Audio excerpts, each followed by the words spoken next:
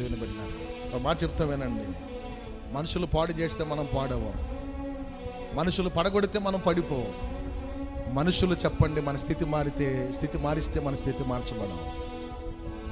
ఏదైనా దేవుడే చేయాలి.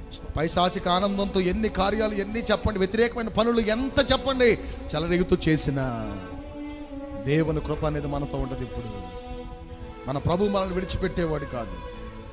సో కనుక దేవుని బిడ్డలారా, దేనికి చెప్పండి మనం భయపడాల్సిన అవసరం లేదు. మన జీవితంలో పడుతున్న ప్రతి దానిని బట్టి మనం ఎదురు చూస్తూ దేవుని కృప కొరకు కనిపెడితే చాలు, దేవుడు తన కార్యాలు జరిగిస్తాడు. ఆమె చెప్పండి గట్టిగా. ఒకవేళ ఇలాంటి అనుభవాలు నీ చుట్టూ నీ జీవితంలో చూస్తున్నావు, నీ ఇంట్లో, నీ సమాజంలో, నీ చుట్టూ ఉన్న వాటిలో, నీ రక్త సంబంధులు, నీ స్నేహితులలో ఇలాంటి అనుభవాలు నువ్వు ఒకటి అనుభవిస్తున్నావేమో. పరలోకపు తండ్రి నిన్నే చూస్తున్నాడు. ఆయన పడగొట్టపడే ప్రతిసారి నిన్ను నిలబెట్టడానికి ఆయన నీకు సమీపస్తుడిగా ఉన్నాడు.